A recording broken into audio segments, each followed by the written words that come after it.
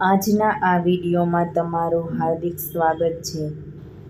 શ્રી કૃષ્ણને વહાલા દરેક વૈષ્ણવોને જય શ્રી કૃષ્ણ। આજે આપણે આ વિડીયોમાં આવતીકાલે કામિકા એકાદશી છે, તો તેનું વ્રત કરવાથી શું ફળ પ્રાપ્ત થાય તે વિશે જાણીશું।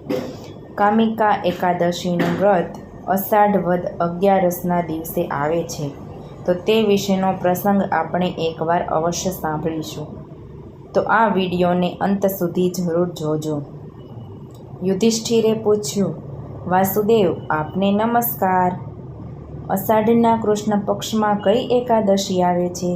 કૃપા કરીને એનું વર્ણન કરો। ભગવાન શ્રી કૃષ્ણ બોલ્યા, રાજન, સાંભળો, હું તમને એક પાપનાશક ઉપાખ્યાન કહું છું, જેને પૂર્વકાળમાં નારદજીના પૂછવાથી બ્રહ્માજીએ કહ્યું હતું। નારદજીએ પ્રશ્ન કર્યો, હે કમલાસન, હું આપની પાસેથી આ સાંભળવા ઈચ્છું છું કે અષાઢના કૃષ્ણ પક્ષમાં જે એકાદશી આવે છે, પ્રભુ એ બધું મને કહો। બ્રહ્માજીએ કહ્યું, નારદ, સાંભળો, હું સંપૂર્ણ લોકના હિતમાં તમારા પ્રશ્નનો ઉત્તર આપી રહ્યો છું। અષાઢ માસના કૃષ્ણ પક્ષમાં જે એકાદશી આવે છે, એનું નામ છે કામિકા એકાદશી। એના શ્રવણ માત્રથી વાજપેય યજ્ઞનું ફળ પ્રાપ્ત થાય છે। આ દિવસે શ્રી હરિ વિષ્ણુનું પૂજન કરવું જોઈએ। ભગવાન શ્રી કૃષ્ણના પૂજનથી જે ફળ મળે છે એ ઘણું દુર્લભ પુણ્ય છે, જે સમુદ્ર અને વન સહિત સમગ્ર પૃથ્વીનું દાન કરે છે, અને જે કામિકા એકાદશીનું વ્રત કરે છે એ બંનેને સમાન ફળ પ્રાપ્ત થાય છે। માટે પાપભીરુ મનુષ્યએ યથાશક્તિ પ્રમાણે પૂરો પ્રયત્ન કરી કામિકા એકાદશીનું વ્રત ચોક્કસ કરવું જોઈએ। જે પાપરૂપી કીચડથી ભરેલ સંસાર સમુદ્રમાં ડૂબી રહ્યા છે, એમનો ઉદ્ધાર કરવા માટે કામિકા એકાદશીનું વ્રત સૌથી ઉત્તમ છે।